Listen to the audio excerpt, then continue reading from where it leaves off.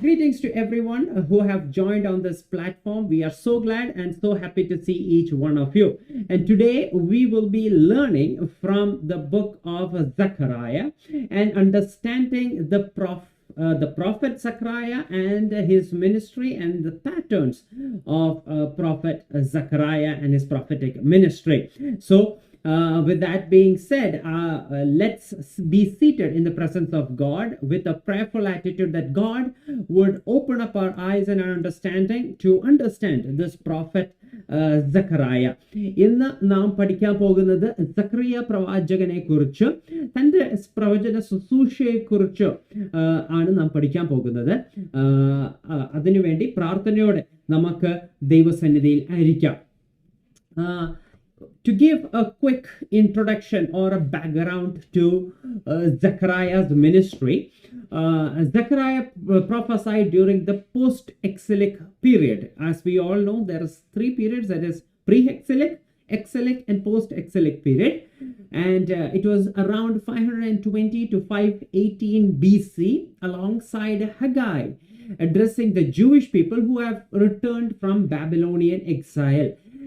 സക്രിയ പ്രവാചകൻ തൻ്റെ ശുശ്രൂഷ പ്രവാസത്തിൽ നിന്ന് മടങ്ങി വന്നതിന് ശേഷം ഉള്ള ഒരു പ്രവാചകനാണ്. പ്രവാസത്തിന് മുമ്പുള്ള ഒരു കാലഘട്ടമുണ്ട്, പ്രവാസത്തിന്റെ കാലഘട്ടമുണ്ട്, പ്രവാസത്തിന് ശേഷമുള്ള കാലഘട്ടമുണ്ട്. അപ്പോൾ പ്രവാസത്തിൽ നിന്ന് മടങ്ങി വന്ന യഹൂദന്മാരോട് 520 മുതൽ 518 BC വരെ പ്രവചിച്ച ഒരു പ്രവാചകനാണ് സക്രിയ പ്രവാചകൻ. His ministry focuses on encouragement for rebuilding the temple, spiritual renewal, and the coming of Messiah. Zechariah's messages are highly symbolic, filled with visions, apocalyptic imagery, and the promise of future glory. പ്രവാചകനായ സഖറിയാവ് തൻ്റെ main പ്രവചന ശുശ്രൂഷ focus ചെയ്തിരിക്കുന്നത് ദേവാലയം വീണ്ടും പണിയുവാനും, അതുമാത്രമല്ല അത് ഹഗായി പ്രവാചകനും അത് തന്നെയാണ് പ്രവചിച്ചത്. ഹഗായും സഖറിയാവും ഒരേ കാലഘട്ടത്തിലാണ് പ്രവചിച്ചത്. They are contemporaries, both Haggai and Zechariah, as I mentioned in the last class. They are contemporaries, and their prophecies are also similar. While Haggai prophesied about the rebuilding of temple, Zechariah prophesied rebuilding of the temple, but along with that he added spiritual renewal. ആത്മീയമായ ഒരു മുന്നേറ്റം അല്ലെങ്കിൽ ഒരു ഉദ്ധാരണം അതിനെക്കുറിച്ച് സംസാരിച്ചു. Also വരുവാനുള്ള മഷിഹയെ കുറിച്ച് സക്രിയ പ്രവാചകൻ പ്രവചിക്കുന്നുണ്ട്. ഈ സക്രിയ പ്രവാചകന്റെ പ്രവചനങ്ങൾ അതിനകത്ത് ഒരുപാട് സിംബൽസ്, ഒരുപാട് വിഷൻസ്, അപ്പോക്കാലിപ്സ്, ഇമേജറി അതൊക്കെ ഒരുപാട് നമുക്ക് കാണുവാൻ കഴിയും. ഒരുപാട് ചിഹ്നങ്ങളും ഒരുപാട് സിംബൽസ് ഒക്കെ നമുക്ക് കാണുവാൻ കഴിയും. There are 10 visions, and there are 10 visions in the book of Zechariah, and there are many prophecies about Christ's first and second coming, and his ministry emphasizes the need for repentance, God's sovereignty, establishment of justice, and ultimate triumph of God's kingdom. Zechariah പ്രവാചകൻ കാണുന്ന 10 ദർശനത്തെക്കുറിച്ച്, Zechariah is prophesying 10 visions that he sees, and all these 10 visions he sees in one night. ഒരു രാത്രി തന്നെ താൻ കാണുന്ന 10 ദർശനം ഈ പുസ്തകത്തിൽ എഴുതി വെച്ചിട്ടുണ്ട്. അതുപോലെ തന്നെ ക്രിസ്തുവിന്റെ ഒന്നാം വരവും രണ്ടാം വരവിനെയും കുറിച്ചും പ്രവചിച്ചിട്ടുള്ളതാണ് സക്രിയ പ്രവാചകൻ. അപ്പോൾ തന്നെ നമുക്ക് മനസ്സിലാവും വലിയ ആഴമേറിയ ചിന്തകളും ആഴമേറിയ കാര്യങ്ങൾ നൂറ്റാണ്ടുകൾക്കും വർഷങ്ങൾക്ക് മുമ്പ് എഴുതിയ അല്ലെങ്കിൽ പ്രവചിച്ച ഒരു പ്രവാചകനാണ് സക്രിയ പ്രവാചകൻ. നാം ഒരു രാത്രിയിൽ കണ്ട സ്വപ്നം പിറ്റേ ദിവസം രാവിലെ എന്താണെന്ന് ചോദിച്ചാൽ നമുക്കറിയത്തില്ല. പക്ഷേ ഒരു രാത്രിയിൽ തന്നെ കണ്ട 10 ദർശനത്തെ കുറിച്ച് സക്രിയ പ്രവാചകൻ തന്റെ പുസ്തകത്തിൽ എഴുതി വെച്ചിട്ടുണ്ട്. Which means those visions were from God and it needed to reach to the people as well.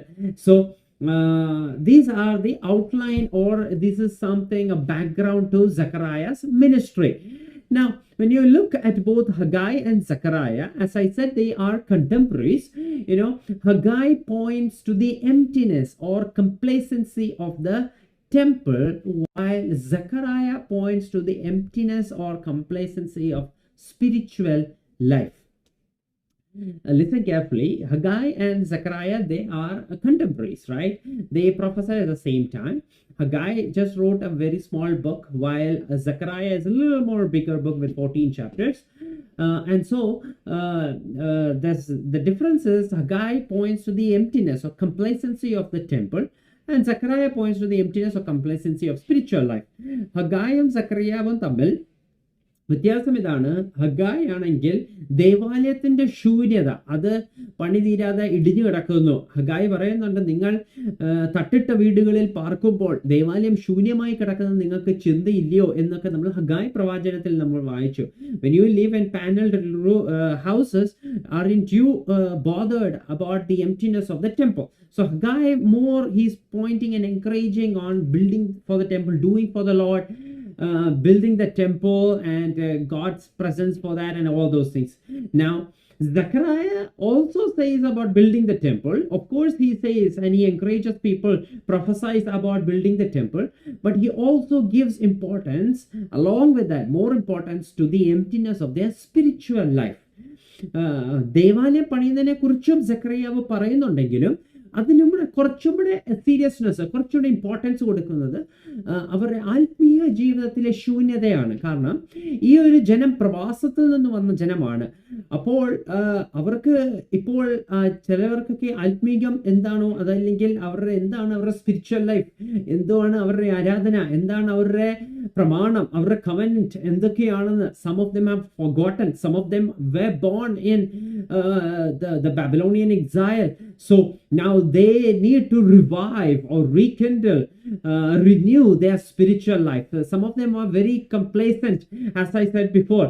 പലരും അവരുടെ ആത്മീയ ജീവിതത്തിൽ ഒരുപാട് പൊത്തുവരപ്പിൽ അങ്ങ് പോകുകയാണ്. ഇതെല്ലാം തൃപ്തിയായിരുന്നു, ആരാധനയുണ്ട്, പാട്ടുണ്ട്, അത് മതി. പക്ഷെ അതിൽ നിന്നും ഒരു അടുത്ത ഒരു തലത്തേക്കുള്ള ഒരു ചിന്ത അവർക്കില്ല. How to grow in their spiritual life, that is not there in their mind. So Zechariah gives a little more importance to their spiritual life, and we'll get more details into that as well. So when Zechariah is prophesying, he balances between warning and also hope. That is very important. He gives warning on one side. Hey, you know what happened to your forefathers. They went into idolatry. They didn't take care of the covenants. They didn't worship the Lord. They went worshipping false pagan gods. They did things that are abomination to God. And what happened to them? They were taken to exile. They were destroyed. That shouldn't happen for you. Gives a warning and also gives them a hope of the ultimate redemption or the ultimate coming of the king. That is a hope that is given. Zacharia പ്രവാചകൻ പ്രവചിക്കുമ്പോൾ രണ്ടും balance ചെയ്താണ് പ്രവചിക്കുന്നത്. ഒന്ന്, അവർക്ക് ഒരു മുന്നറിയിപ്പ് കൊടുക്കുന്നുണ്ട്. Hey, നിങ്ങളുടെ പൂർവ്വ പിതാക്കന്മാർ അവര് ദൈവത്തെ അനുസരിച്ചില്ല, ദൈവകൽപ്പനകൾ അനുസരിച്ചില്ല, ദൈവത്തെ ആരാധിച്ചില്ല, അന്യ ദൈവങ്ങളെ ആരാധിച്ചു. അവര് ദൈവത്തിന് ഇഷ്ടമല്ലാത്ത കാര്യങ്ങൾ അവര് ചെയ്യുവാനിടയായി. അങ്ങനെ പ്രവാസത്തിൽ പോയി സകലതും അവരുടെ ജീവിതം സകലതും നഷ്ടപ്പെടുവാനിടയായി. പക്ഷേ അങ്ങനെ ആകരുത്. നിങ്ങൾ ആത്മീയത്തിൽ ദൈവത്തെ അറിയണം, ദൈവത്തെ പിൻപറ്റണം എന്നൊക്കെ പറയുമ്പോൾ തന്നെ, മുന്നറിയിപ്പ് കൊടുക്കും തന്നെ, അതിനോടൊപ്പം തന്നെ ഒരു പ്രത്യാശയം കൊടുക്കുകയാണ്. വരുവാനുള്ള മശിഹയെ കുറിച്ച് അങ്ങനെ ഒരു പ്രത്യാശയും അതിനോടനുബന്ധിച്ച് വളരെ ബാലൻസ് ആയിട്ട് കൊടുക്കുന്നതായിട്ട് നമുക്ക് കാണുവാൻ കഴിയും. Now, looking into the pattern. So when that is just the background and introduction and the details of the book and the prophet Zechariah, let's look at a couple of the patterns and understand some things from this prophet Zechariah. Well, let me tell you this. We, as we often say this, we are not learning the book of Zechariah, but we are learning the prophet Zechariah through the book Zechariah, the prophetical book Zechariah. If we have to go through the book of Zechariah, there are so much details and so many things that needs to be covered in this 14 chapters. There's the whole lot of things that is mentioned in there. There's a plethora of items that is mentioned in there that it would take 2-3 classes to explain it. But we are not going into all those details. We are just learning the prophet Zechariah. Zacharia പുസ്തകമല്ല നാം പഠിക്കുന്നത്, പക്ഷേ പുസ്തകത്തിൽ നിന്നും പ്രവാചകനായ സക്കറിയാവിനെ നാം പഠിക്കുവാണ്. കാരണം 14 അധ്യായത്തിൽ ഒരുപാട് കാര്യങ്ങൾ നമുക്ക് പഠിക്കുവാനുണ്ട്. ഒരുപാട് കാര്യങ്ങൾ നമുക്ക് ആഴമേറിയ ചിന്തകൾ അതിനകത്തുണ്ട്.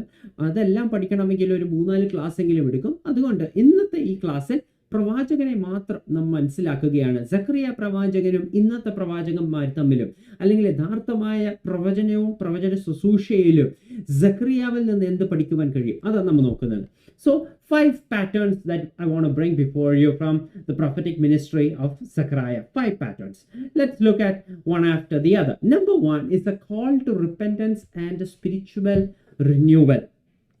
If you look in Zechariah chapter 1 and verse 3, it says like this: "Therefore, tell the people, this is what Lord Almighty says. Return to me, declares the Lord Almighty, and I will return to you, says the Lord Almighty." And Zechariah chapter 7 and verse 9 to 10, Zechariah says like this: "This is what the Lord Almighty says. Administer true justice, show mercy and compassion to one another. Do not oppress the widow or the fatherless, the foreigners or the poor." ഒന്നാമത്തെ pattern അല്ലെങ്കിൽ സക്കറിയ പ്രവാചകനിൽ നിന്ന് പഠിക്കാനുള്ള ഒന്നാമത്തെ കാര്യം മാനസാന്തരത്തിലേക്കും ആത്മീയമായ ഒരു പുതുക്കത്തിലേക്കും ഉള്ള ഒരു ആഹ്വാനമാണ്. ഒന്നാമത്തെ പാറ്റേൺ മാനസാന്തരത്തിലേക്കും ആത്മീയ പുതുക്കത്തിലേക്കും. അതിനുവേണ്ടി നാം വായിച്ച 2 വാക്യങ്ങളാണ് സക്കറിയ പ്രവാചകന്റെ പുസ്തകം 1-ാം അധ്യായം 3-ാം വാക്യവും, സക്കറിയ പ്രവാചകന്റെ പുസ്തകം തന്നെ 7-ാം അധ്യായം 9 മുതൽ 10 വരെയുള്ള വാക്യങ്ങളുമാണ് നാം വായിച്ചത്. അപ്പോൾ ഈ 2 വാക്യങ്ങൾ വായിക്കുമ്പോൾ നിങ്ങൾക്ക് വിചാരിക്കും ഇതെന്തുവാ ഈ വാക്യം പറയുന്നത്. കാരണം ഒന്നാമത്തെ വാക്യമൊക്കെ മാനസാന്തരത്തെക്കുറിച്ച് പറയുന്നുണ്ട്, പക്ഷേ രണ്ടാമത്തെ വാക്യത്തിൽ എന്താണ് അവിടെ മാനസാന്തരം എന്ന് നിങ്ങൾക്ക് തോന്നാം. So the first verse that you read, it might show about repentance or returning back to the Lord, but the second verse, where is that repentance, what it is, how can we understand that? So Zechariah is trying to say, hey, restoration begins with repentance and moral renewal. മാനസാന്തരം യഥാസ്ഥാനം അല്ലെങ്കിൽ യഥാസ്ഥാനം സംഭവിക്കുന്നത്, ഇവര് പ്രവാസത്തിൽ നിന്ന് മടങ്ങി വന്നവരാണല്ലോ, അവർക്ക് യഥാസ്ഥാനം ആരംഭിക്കുന്നത് ആത്മീയമായ മാനസാന്തരത്തിലൂടെയും ധാർമ്മികമായ പുതുക്കത്തിൽ കൂടിയുമാണ്. So true restoration begins with repentance and moral renewal. Repentance and moral renewal. It's very important. God calls the people to personal and communal repentance as the foundation for restoration. And this repentance is not merely ritualistic, but involves ethical living, justice, and care for the vulnerable. ശ്രദ്ധിക്കണേ എന്താ ഞാൻ പറയുന്നതെന്ന്. Very carefully understand. Zechariah is trying to say, hey, restoration is complete only when you have spiritual repentance and moral renewal, which means you need to have a repentance in your spiritual life, or you need to have a personal repentance as well. At the same time, your moral life also need to be renewed. It also need to be tuned according to the repentance that you had. Zacharia പ്രവാചകൻ പറയുകയാണ്, നിങ്ങൾക്ക് ആത്മീകമായ ഒരു മാനസാന്തരം നിങ്ങൾക്ക് ആവശ്യമാണ്, വ്യക്തിപരമായ ഒരു മാനസാന്തരം ആവശ്യമാണ്. പക്ഷെ മാനസാന്തരം കൊണ്ട് മാത്രം കഴിയുന്നില്ല, ധാർമ്മികമായും നിങ്ങൾ മാനസാന്തരപ്പെടേണ്ടത് അല്ലെങ്കിൽ പുതുക്കം പ്രാപിക്കേണ്ടതാണ്. പല രാജ്യങ്ങളിലും പ്രവാസത്തിൽ പല സംസ്കാരങ്ങളിൽ കൂടിയൊക്കെ കയറി ഇറങ്ങി വന്നവരാണ്. അപ്പോൾ ഇവർക്ക് ആത്മീകമായിട്ടും ഇവർ ദൈവത്തോട് മടങ്ങി വരണം. അതുപോലെ തന്നെ ഉടമ്പടി പ്രകാരമുള്ള ഒരു ധാർമ്മിക ജീവിതത്തിലേക്ക് അവർ മടങ്ങി വരേണ്ടത് വളരെ ആവശ്യമാണ്. ഇത് രണ്ടും ഒരുമിക്കുമ്പോൾ മാത്രമേ യഥാസ്ഥാനം നടക്കത്തുള്ളൂ എന്നാണ് പ്രവാചകനായ സക്കറിയാവ് ഇവിടെ പറയുന്നത്. പലപ്പോഴും നാം കാണുന്നത് ആത്മീയമായ മാനസാന്തരത്തിന് മാത്രം ഇമ്പോർട്ടൻസ് കൊടുക്കുന്നതാണ്. പക്ഷേ പ്രവാസത്തിൽ നിന്ന് മടങ്ങി വന്നവരോട് ഇതാ സക്കറിയ പ്രവാചകൻ പറയുകയാണ്, ആത്മീകമായ മാത്രമുള്ള ഒരു മാനസാന്തരമല്ല, അല്ലെങ്കിൽ വെറും ഒരു മാനസാന്തരം മാത്രമല്ല, യഥാർത്ഥ മാനസാന്തരത്തിലൂടെ ധാർമ്മികതയ്ക്കോ എത്തിക്കൽ ലൈഫ് ജീവിത രീതികൾക്കോ ഒരു മാറ്റം വരും. മറ്റുള്ളവരെ സഹായിക്കുവാനും, അതാ വാക്യത്തിൽ എഴുതി, നിങ്ങൾ വിധവകളെയും പിതാക്കന്മാരില്ലാത്തവരെയും ഫോറിനേഴ്സ്, പാവങ്ങളെയും ഫോറിനേഴ്സിനെയും ഒക്കെ കൈക്കൊള്ളണം എന്ന് എഴുതിയിരിക്കുന്നു. പ്രവാസത്തിൽ നിന്ന് മടങ്ങി വന്നിരിക്കുമ്പോൾ അവരോട് പറയുകയാണ്, മാനസാന്തരം മാത്രമല്ല, മറ്റുള്ളവരെ ശുശ്രൂഷിക്കുക, മറ്റുള്ളവരെ ഒരു ദയ കാണിക്കുക, ethical life, moral life, അതിനും പ്രാധാന്യം കൊടുക്കുകയാണ്.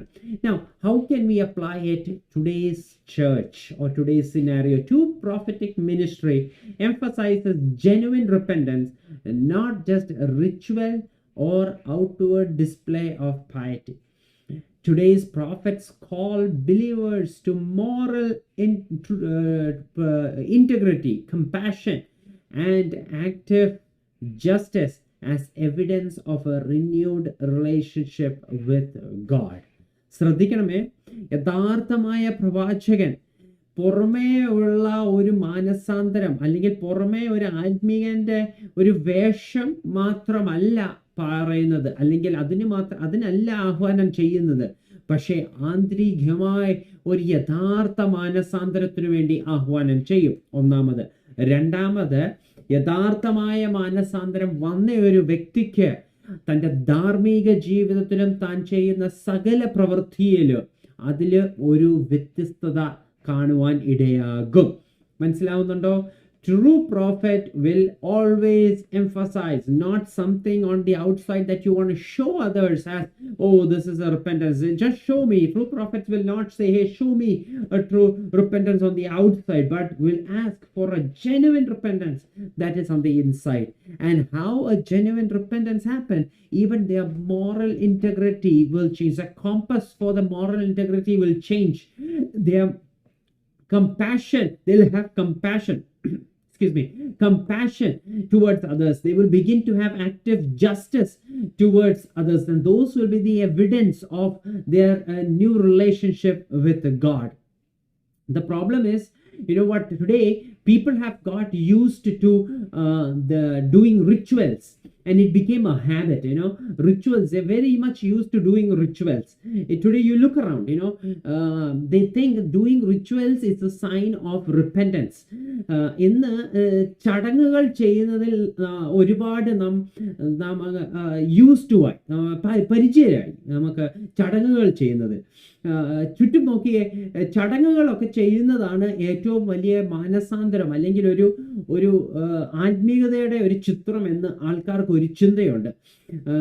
ചടങ്ങുകൾ ചെയ്യുമ്പോൾ, ഒരുപാട് റിച്വൽസ് ഒക്കെ ചെയ്യുമ്പോൾ, look around, you would see so many rituals. Charity is one of the ritual. You try to do charity, or you put candles, and then you have the confession booth, you host prayer meetings.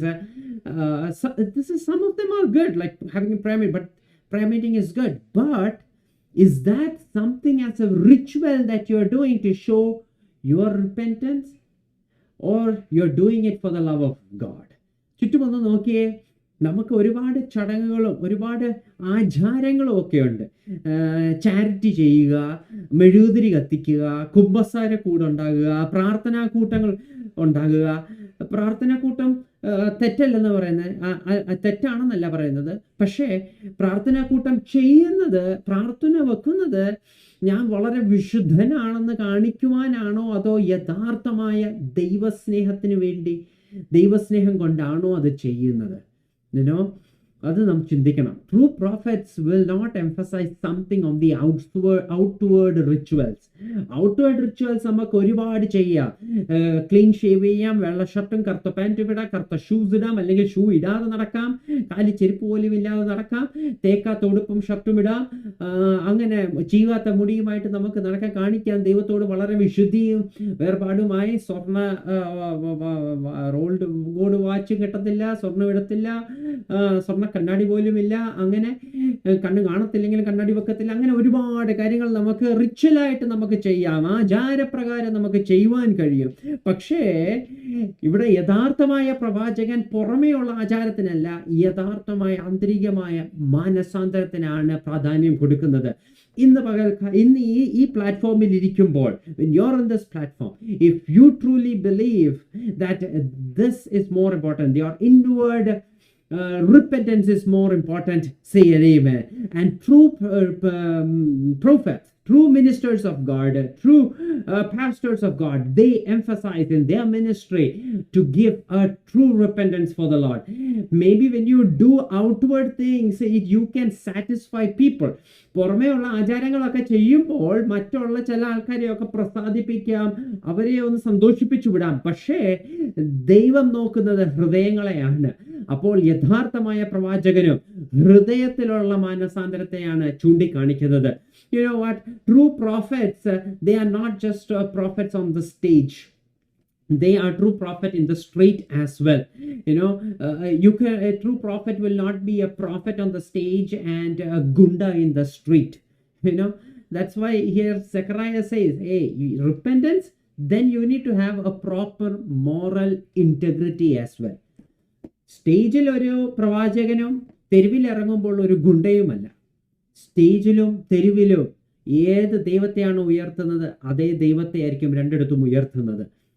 ചുറ്റും നോക്കിയാൽ ചില വലിയ പ്രവാചകന്മാരൊക്കെ നമ്മൾ ശ്രദ്ധിക്കുമ്പോൾ അവർ സ്റ്റേജിൽ വലിയ പ്രവാചകന്മാർ, പക്ഷേ ആ സ്റ്റേജിൽ നിന്ന് അങ്ങോട്ട് ഇറങ്ങിക്കഴിയുമ്പോൾ അവരുടെ ധാർമ്മിക ജീവിതവും അവരുടെ സംസാരവും അവരുടെ രീതികളും എല്ലാം വചനത്തിന് വിരുദ്ധമായ രീതികളിലാണ്. അവർ ഒരു പക്ക ഗുണ്ട സ്റ്റൈലിലാണ്, പിന്നെ അവരുടെ ലൈഫ് സ്റ്റൈലല്ല. പക്ഷേ സഖറിയ പ്രവാചകൻ വിളിച്ചു പറയുകയാണ്, യഥാർത്ഥമായ ഒരു മാനസാന്തരം, യഥാർത്ഥമായ ദൈവത്തോടുള്ള ഒരു മാനസാന്തരം വരുമ്പോൾ നിങ്ങളുടെ ധാർമ്മിക ജീവിതത്തിനും അതിനനുസരിച്ച് ഉള്ള വ്യത്യാസവും വരുവാനിടയാകും. Prophet Zechariah says, hey, not just in the church building or within the compound walls of the church that you are a true prophet, but outside also, that the same God that you lifted inside, you would lift on the outside street as well. That is why Zechariah says, or the pattern he shows, hey, if you have a true internal repentance, then you would also have a godly morality and compassion and justice that will be in your life as well. Your lifestyle also will be aligned with the repentance that you have. Did you understand that? Isn't that something very, very important? To understand a true prophet, look at the lifestyle, look at the morality. That is one thing that Zechariah is pointing out. Second thing is encouragement for God's work and leadership. This is very, very important. Again, encouragement to God's work and leadership.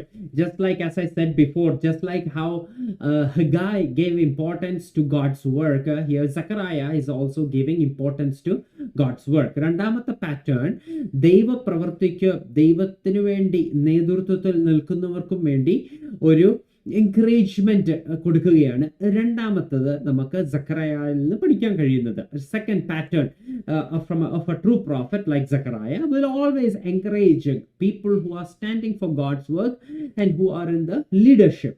And we read that in Zechariah chapter 4 and verse 6, not by might, not by power, but by the Spirit, says the Lord Almighty.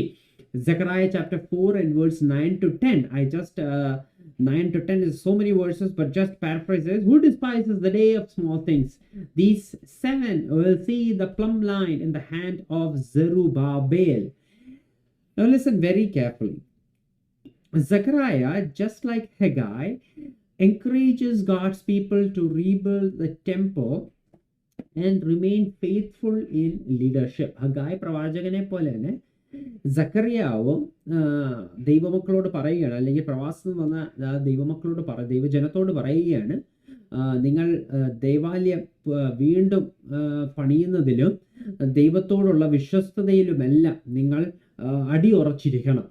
This in return will show that God works through committed individuals. When you remain faithful in your leadership and in your work to God, God will show, or God will in return work through those people. It says that God reassures the leaders, including Zerubbabel, that success in God's work depends on His Spirit and not human strength. Even modest beginnings or small beginnings in God's work are significant and will lead to fulfillment according to God's plan. what the Zechariah is trying to say is that maybe it is a small thing that you're starting today. You're doing a small thing like rebuilding.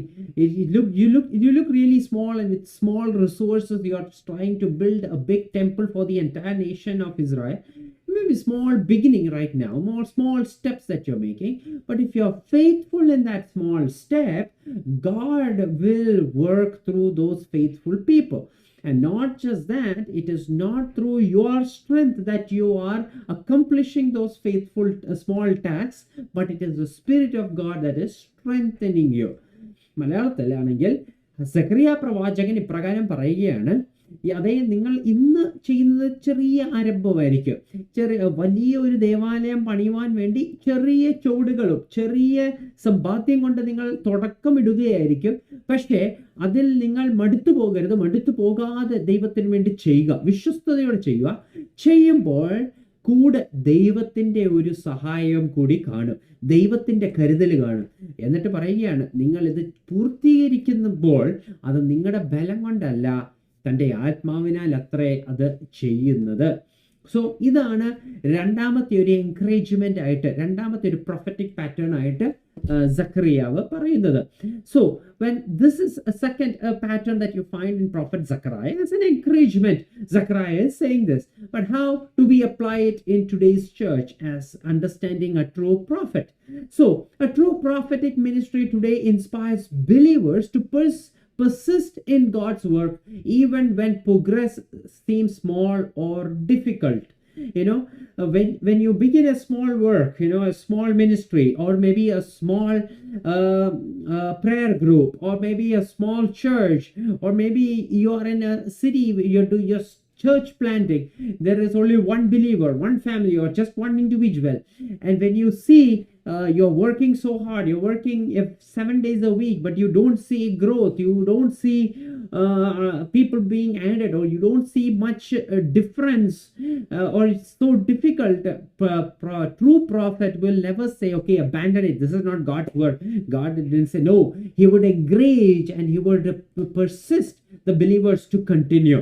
ഇന്ന് എന്നെ കേൾക്കുന്നവരോട് ഞാൻ പറയട്ടെ, ചിലപ്പോൾ ഒരു ചെറിയ ആരംഭമായിരിക്കും, ചെറിയ തുടക്കമായിരിക്കും, ഒരു വിശ്വാസിയെ കാണത്തുള്ളായിരിക്കും, അല്ലെങ്കിൽ ഒരു പുതിയ ചർച്ച് പ്ലാന്റ് ആയിരിക്കും. അവിടെ ചിലപ്പോൾ ഒരു കുടുംബമേ ഉള്ളായിരിക്കും, അല്ല ഒരു വ്യക്തി മാത്രമേ കാണത്തുള്ളായിരിക്കും. 7 ദിവസവും നമ്മൾ പ്രവർത്തിച്ചിട്ട് വലിയ വ്യത്യാസമൊന്നും കാണുന്നില്ല, വലിയ ആൾക്കൂട്ടമൊന്നും വന്നു കയറുന്നൊന്നുമില്ല, വലിയ അതിൽ ഡിഫറൻസ് ഒന്നും കാണുന്നില്ല, അല്ലെങ്കിൽ അത് വളരെ ഡിഫിക്കൽട്ടായിട്ടായിരിക്കും തോന്നുന്നത്. പക്ഷേ യഥാർത്ഥമായ പ്രവാചകൻ ഒരിക്കലും ഇത് വിട്ടുകളാ, ഇത് ചെയ്യേണ്ട ആവശ്യമൊന്നുമില്ല, ഇത് വേണ്ടാത്ത പരിപാടിയാ എന്നൊന്നും പറയത്തില്ല. എപ്പോഴും ദൈവപ്രവൃത്തി അത് ചെറുതാണെങ്കിലും അത് മുമ്പോട്ട് ചെയ്യുവാൻ വേണ്ടി ആഹ്വാനം കൊടുക്കും, മുമ്പോട്ട് ചെയ്യുവാൻ ഇൻസ്പിരേഷൻ കൊടുക്കുന്നതാണ് ഒരു യഥാർത്ഥമായ പ്രവാചകൻ എന്ന് പറയുന്നത്. Second, a true prophet reminds leaders and congregation that God's Spirit empowers success and that faithfulness matters more than human capability. Which means a true prophet will always remind that it is God's Spirit, not human capacity or capability, that works. When you are faithful, it is God's Spirit that is bringing the success. It is God's Spirit that brings the success. ഒരു യഥാർത്ഥമായ പ്രവാചകൻ എപ്പോഴും ചൂണ്ടിക്കാണിക്കുന്നത്, വിശ്വസ്തരായി നാം ദൈവവേല ചെയ്യുമ്പോൾ അതിൽ തീർച്ചയായിട്ടും ദൈവത്തിന്റെ മഹത്വം കാണും, തീർച്ചയായിട്ടും ദൈവം അതിനെ വളർച്ചയിലേക്ക് നടത്തും. ഇന്നല്ലേ നാളെ ദൈവം അതിനൊരു ഫലം തരും. പക്ഷെ ഫലമുണ്ടാകുമ്പോൾ അത് ഒരിക്കലും മാനുഷിക കപ്പാസിറ്റി കൊണ്ടോ ഒന്നുമല്ല ഫലം ലഭിച്ചത്, അത് ദൈവത്തിന്റെ ആത്മാവ് കാരണമാണ് ആ ഫലം ലഭിച്ചേ എന്ന് യഥാർത്ഥമായ പ്രവാചകൻ എപ്പോഴും ഓർമ്മിപ്പിക്കുവാൻ ഇടയാകും. In Zechariah, in the book of Zechariah, chapter 4 and verse 10, we see that God honors small beginnings, and the one who honors small beginning will also help you to finish it. When you look in the New Testament, Philippians chapter 1 and verse 6, we read like this, and I am certain that God who began the good work within you will continue his work until the final finished on the day when Christ Jesus returns. ഈ സക്കറായ പ്രവാചകന്റെ പുസ്തകം 4-ാം അധ്യായം 10-ാം വാക്യത്തിൽ നാം വായിച്ചു, ദൈവം ചെറിയ ആരംഭങ്ങളെ, ചെറിയ തുടക്കങ്ങളെ അതിനെ മാനിക്കുന്ന ദൈവമാണ്. അതേ അർത്ഥം തന്നെ പുതിയ നിയമത്തിൽ അപ്പോസ്തലനായ പൗലോസ് ഫിലിപ്പിയർക്ക് എഴുതിയ ലേഖനം 1-ാം അധ്യായം 6-ാം വാക്യത്തിൽ പ്രകാരം പറയുന്നുണ്ട്, നിങ്ങളിൽ ഒരു നല്ല പ്രവൃത്തിയെ ആരംഭിച്ച ദൈവം അത് ക്രിസ്തുവിന്റെ വരവോളം അതിനെ പൂർത്തീകരിക്കുവാനും വിശ്വസ്തനായ ദൈവം എന്ന് നമുക്ക് കാണുവാൻ കഴിയും. അപ്പോൾ ചെറിയ ആരംഭങ്ങളെ, ചെറിയ ചുവടുകളെ അതിനെ മാനിക്കുന്ന ഒരു ദൈവമുണ്ട്. പ്രവാചകൻ വിളിച്ചു പറയുകയാണ്, ഹേ, there is a God that honors your small actions, your small beginnings. Today, if there are churches and ministers and leaders that are listening to me on this platform, let me tell you, you might be a pastor of a mega church, or you might be a pastor of maybe one family or maybe one or two families. But nonetheless, small beginnings, small things that you do, even if you are a big pastor of a mega church or if it's a small church, let me tell you, small things that you begin to do for the Lord, ദൈവത്തിന് വേണ്ടി ചെയ്യുന്ന ചെറിയ കാര്യങ്ങൾ അതിനെ മാനിക്കുന്ന ഒരു ദൈവമുണ്ട്. A true prophet like Zechariah is assuring us that there is a God that honors small beginning. Can you just praise God for that? God is not the one who just honors when you have a big thing or a plan. No, even your small beginnings, your small tiny steps that you make in faithfulness to God, God will honor it and he will help you to finish it as well. Next thing, let me remind you, my dear friends, God honors your unseen work for the Lord. Your unseen work for the Lord. God honors your selfless actions for the Lord. പ്രിയ ദൈവമക്കളെ, നിങ്ങളോടൊരു കാര്യം പറയട്ടെ, ആരും കാണാതെ ദൈവത്തിന് വേണ്ടി ചെയ്യുന്ന പ്രവൃത്തികൾ മാനിക്കുന്ന ഒരു ദൈവമുണ്ട്. മറ്റാരും കാണുന്നില്ല, പക്ഷെ നിങ്ങൾ ചെയ്യുന്ന പ്രവൃത്തി ചെറുതോ വലുതോ ആയിക്കോട്ടെ അതിനെ മാനിക്കുന്ന ഒരു ദൈവമുണ്ട്. The next thing is God honors your selfless actions for the Lord. ഒരു വിട്ടുവീഴ്ചയും കൂടാതെ സ്വയം പോലും ചിന്തിക്കാതെ ദൈവത്തിന് വേണ്ടി ചെയ്യുന്നത് ദൈവം മാനിക്കുന്ന ഒരു ദൈവമാണ്. Through prophet Zechariah, these are the understanding, these are the things that we can understand. A true prophet will always point out to God and say, hey, there is a God that honors your small beginnings. You know what? In the New Testament, in Matthew chapter 10 and verse 42, we read like this, and if you give even a cup of cold water to one of these least of my followers, you will surely be rewarded. നിങ്ങളിൽ ഒരുവൻ ഒരു glass വെള്ളം കൊടുത്താൽ അതിന് പോലും ദൈവം പ്രതിഫലം തരും എന്ന് പുതിയ നിയമത്തിൽ മത്തായിയുടെ സുവിശേഷം 10:42 നമുക്ക് വായിക്കുവാൻ കഴിയും.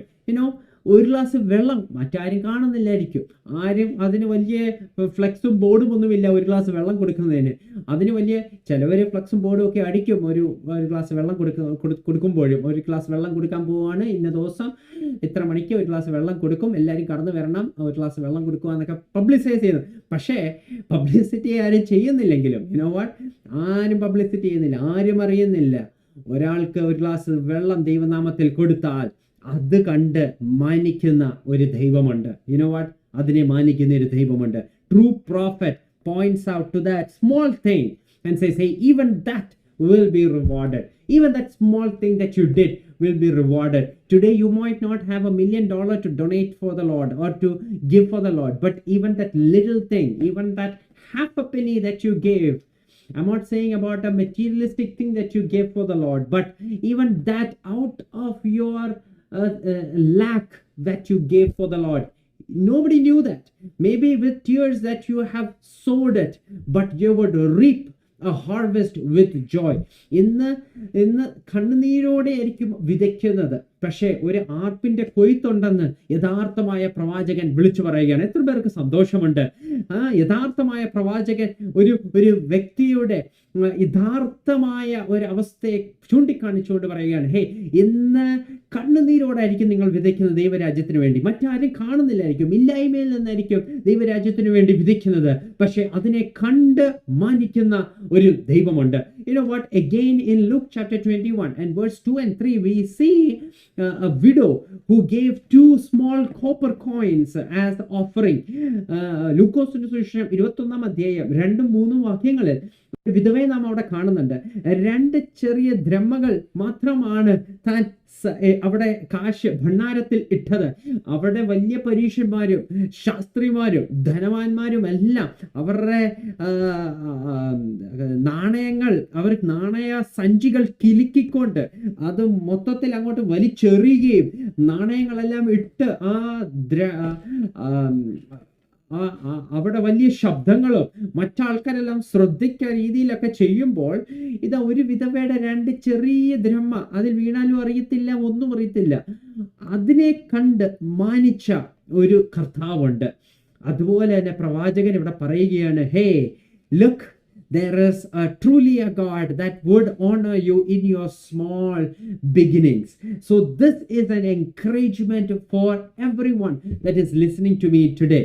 Whether you're in ministry or not, whether you're a pastor or not, whether you are a leader or not, every small thing, maybe you're just a Sunday school teacher, maybe you're just an usher, or maybe you just are like doing something for the Lord, maybe in the parking lot, you know, or you just gave a ride for a person to church. You know what, God will honor those small things that he does, and true prophet will truly stand with those small things. You know, prophets are not to just prophesy for the rich and affluent people. പണക്കാർക്കും വലിയ വലിയ ആൾക്കാർക്കും വേണ്ടി മാത്രമുള്ളതല്ല പ്രവാചകന്മാര്, അവർക്ക് വേണ്ടി മാത്രം പ്രവചിക്കുന്നതല്ല ഒരു യഥാർത്ഥ പ്രവാചകന്മാര്. പക്ഷേ താഴെ കടയിലുള്ളവർക്കും ദരിദ്രരോടും പ്രവചിക്കുന്ന ഒരു ആണ് യഥാർത്ഥമായ പ്രവാചകൻ. കർത്താവായ യേശു ക്രിസ്തു അതിനെക്കുറിച്ച് ഇപ്രകാരം പറയുന്നത്, ദരിദ്രരോട് സുവിശേഷം അറിയിക്കുവാൻ കർത്താവിനെ അയച്ചിരിക്കുന്നു, ദൈവം എന്നെ പിതാവിനെ അയച്ചിരിക്കുന്നു. You know what, even to bring the gospel to the poor. That is what is said about Christ Jesus, which means a true prophet and not only prophesies to the rich and affluent who puts a lot of things and do big things. No, yes, truly you can prophesy to them and the rich and affluent, but at the same time a true prophet will also be there to prophesy for the poor and marginalized. I know of some prophets, they won't even go to some houses. ചില പ്രവാചകന്മാരെ ഞാൻ കണ്ടിട്ടുണ്ട്, അവർ ചില ഭവനങ്ങളിലൊന്നും പോകത്തില്ല. കാരണം അതൊരു ചെറിയ വീടാണ്, അവിടെ പോയിട്ട് കാര്യമൊന്നുമില്ല. ആ വീട്ടിൽ പോയാൽ ആ പ്രവാചകന് വലിയ ലാഭമൊന്നുമില്ല. ലാഭം മീൻസ് മെറ്റീരിയലിസ്റ്റിക് ഒന്നും ലഭിക്കുവാനൊന്നുമില്ല. അവിടെ പോയി കഴിഞ്ഞാലാണെങ്കിൽ ഫുഡൊന്നും ലഭിക്കുകയില്ല, അവിടെ ഒന്നും അങ്ങനെ ലഭിക്കില്ല. There are some prophets that don't go to some houses because, you know, after visiting those houses there is nothing that the prophet can get from there. There is no worth for the prophet to go there. So some prophets don't visit some of the houses. But a true prophet, regardless you're doing big or small, would surely go and prophesy what the Lord has told. മനസ്സിലാവുന്നുണ്ടോ? Some prophets will only walk on carpeted floors because if they step out of the carpet, the shoe sole will get dirty. അത് അതിൻ്റെ അടി പൊടി പിടിക്കും. അതുകൊണ്ട് കാർപ്പറ്റിൽ മാത്രം നടക്കുന്ന ചില പ്രവാചകന്മാരുണ്ട്. കാർപ്പറ്റ് വിട്ട് അങ്ങോട്ട് ഒരു സ്റ്റെപ്പ് പോലും വെളി വെക്കത്തില്ല. കാർപ്പറ്റ്, ആ വണ്ടി വന്ന് കാർപ്പറ്റിൻ്റെ അവിടെ നിർത്തും, കാർപ്പറ്റിൽ ചവിട്ടി അകത്ത് കയറും, അതിനുശേഷം കാർപ്പറ്റിൽ നിന്ന് നേരെ വാഹനത്തിൽ കയറി പോകുന്ന പ്രവാചകന്മാരുണ്ട്. പക്ഷേ യഥാർത്ഥമായ പ്രവാചകൻ തെരുവിലിറങ്ങി നിന്നുകൊണ്ട് താഴെ കിടക്കുന്നവരോടും ചെറിയതായിട്ട് ആരംഭമുള്ളവരെ നോക്കിയിട്ട് പറയും, ഹേ, മാനിക്കുന്ന ഒരു ദൈവമുണ്ട്, അവരോടും പ്രവചിക്കുവാൻ ഇടയാകും. Can we just praise God for true prophets like that would step down into the real scenarios of people and say, hey, God would honor the smallest thing that you do. And I thank God for real ministers and prophets who are on this platform who are doing that as well. True prophets will prophesy regardless and encourage even the small work done for God.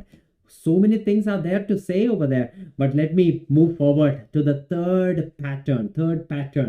ഒരുപാട് കാര്യങ്ങൾ അവിടെ നിന്ന് പറയാനുണ്ടെങ്കിലും മൂന്നാമത്തെ pattern പറയുവാൻ ഞാൻ ആഗ്രഹിക്കുന്നു. That is a vision of God's sovereignty and cosmic control. ദൈവത്തിൻ്റെ പരമോന്നധികാരവും സകലത്തിൽ മീതെയും ഉള്ള ദൈവത്തിൻ്റെ അധികാരത്തെക്കുറിച്ചും നിയന്ത്രണത്തെക്കുറിച്ചുമാണ് അടുത്ത ഒരു പാറ്റേൺ നമുക്ക് കാണുവാൻ കഴിയുന്നത്. From chapter 1 until chapter 6, Zechariah sees 10 visions in one night. As I said before, one night Zechariah sees 10 visions. Now, for us, one night we see one vision, it is hard for us to remember. But here, Zechariah sees 10 visions in one night. I hope I am clear. മൂന്നാമത്തെ pattern ആണ് ഞാൻ പറയുന്നത്. മൂന്നാമത്തെ സഖറിയ പ്രവാചകന്റെ പ്രവചന ശുശ്രൂഷയിൽ നമുക്ക് പഠിക്കാൻ പറ്റിയ, കാണാൻ പറ്റുന്ന മൂന്നാമത്തെ പാറ്റേൺ എന്ന് വെച്ചാൽ സഖറിയ പ്രവാചകൻ ദൈവിക ദർശനത്തെക്കുറിച്ചാണ് പറയുന്നത്. ആ ദർശനത്തിൽ കൂടി ദൈവത്തിൻ്റെ പരമോന്നധികാരവും ദൈവത്തിൻ്റെ സർവമായ ആ കൺട്രോളിനെ കുറിച്ചാണ് നമുക്ക് മൂന്നാമതായി പഠിക്കുവാൻ കഴിയുന്നത്. ഞാനത് വിശദീകരിക്കാം, ഭയപ്പെടേണ്ട, വിശദീകരിക്കാം.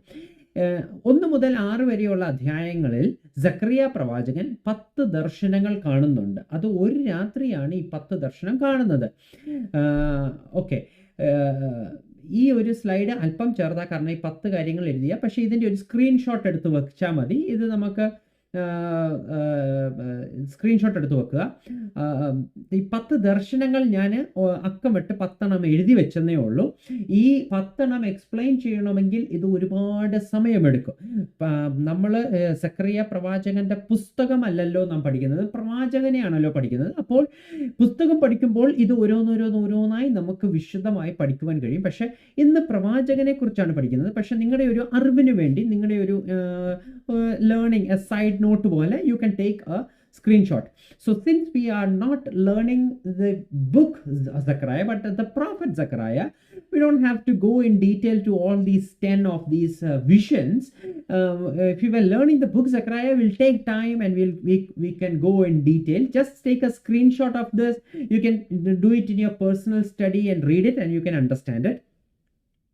But just I gave it just to let you know that in these 10 visions that he sees, prophet is speaking about the sovereignty of God and this cosmic control of God. 10 ദർശനത്തിൽ കൂടിയും ദൈവത്തിൻ്റെ പരമോന്നധികാരത്തെക്കുറിച്ചും ദൈവത്തിൻ്റെ ആ സർവമായ ആ കൺട്രോളിനെ കുറിച്ചും Zechariah പ്രവാചകൻ പറയുന്നത്. So that is the only thing. So 10 visions, I just jotted it down, so don't worry if it is not clear as well. So let's look at it. Let's continue.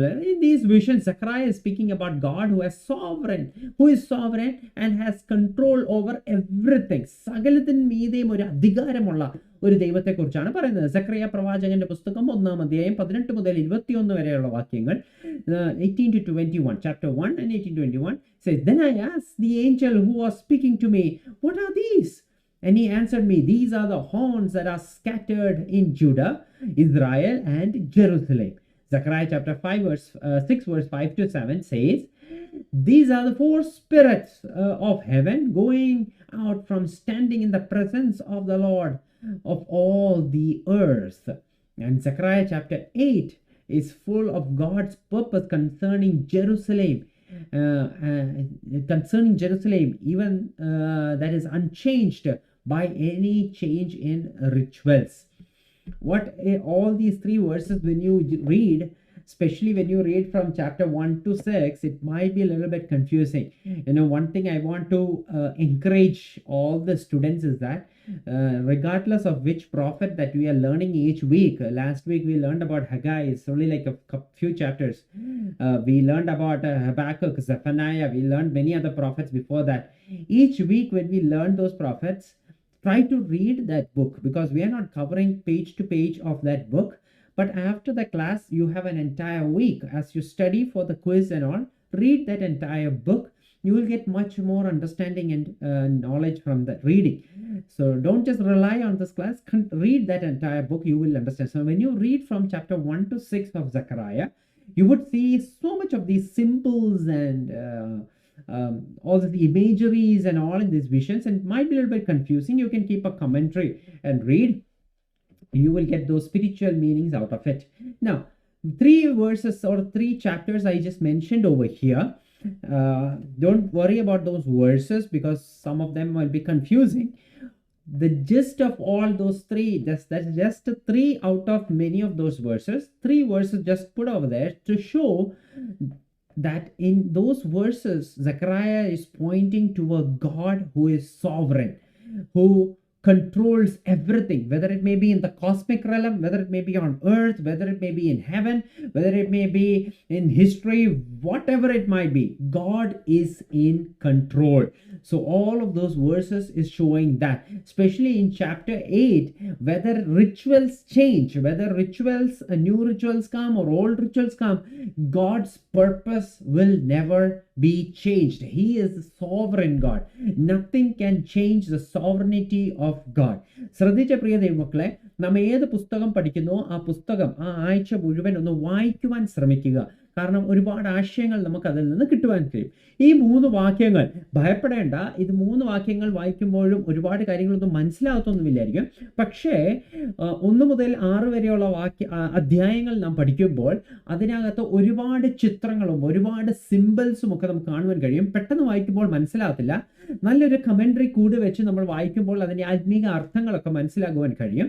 പക്ഷേ ഈ 3 വാക്യങ്ങൾ എടുത്ത് ഇങ്ങനെ കാണിച്ച എന്താന്ന് വെച്ചാൽ, ഈ ഓരോ ദർശനത്തിൽ കൂടിയും പ്രവാചകനായ സഖറിയാവ് ദൈവത്തിന്റെ പരമോന്നധികാരത്തെക്കുറിച്ച് പറയുകയാണ്.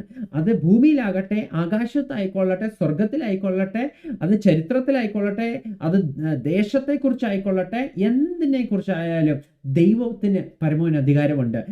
ആചാരങ്ങൾ, പുതിയത് അനുഷ്ഠാനങ്ങൾ വന്നാലും ഇല്ലെങ്കിലും ദൈവത്തിന് യെരൂശലേമിനെ കുറിച്ച് ഉള്ള ഉദ്ദേശങ്ങൾ അതിനെ മാറ്റുവാൻ ആർക്കും കഴിയുകയില്ല. ദൈവത്തിന്റെ പരമോന്നധികാരത്തെ മാറ്റുവാൻ ഒരു ആചാരത്തിനും കഴിയത്തില്ല, ഒരു ശക്തിക്കും കഴിയത്തില്ല, ഒരു ചരിത്ര പുരുഷനും പറ്റത്തില്ല, ഒരു ദേശത്തിനും പറ്റത്തില്ല. Zechariah's ministry is characterized by symbolic visions revealing God's control over history, nations, and emphasizing that his plans will prevail. God orchestrates history, events in history, directing nations according to his sovereign will. God shows that even powerful nations and forces that oppose his people are under his control. ഈ 6 അധ്യായങ്ങളിൽ കൂടെ, through these 6 chapters, Prophet Zechariah is saying, hey, even if there are powerful nations that is coming against God's people, it is still with the knowledge of God. It is still under God's control. It is still under God's sovereign plans. Zechariah is saying, hey, everything is working under God's sovereign plan. Now, let's look at the application for today's church.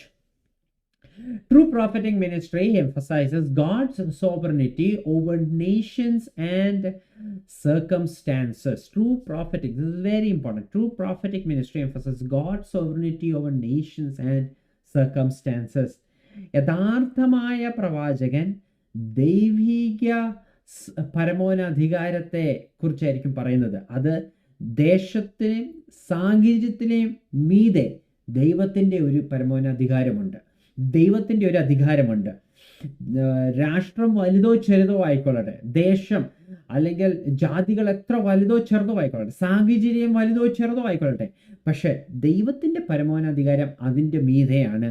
അതിനെക്കുറിച്ചായിരിക്കും യഥാർത്ഥ പ്രവാചകൻ പറയുന്നത്. It is a pattern that is repetitive that we see, right? യഥാർത്ഥ പ്രവാചകൻ നമ്മൾ പലപ്പോഴായി നമ്മിത് കണ്ടു, പല പ്രവാചകങ്ങളിൽ നാം കാണുന്ന ഒരു വസ്തുതയാണിത്.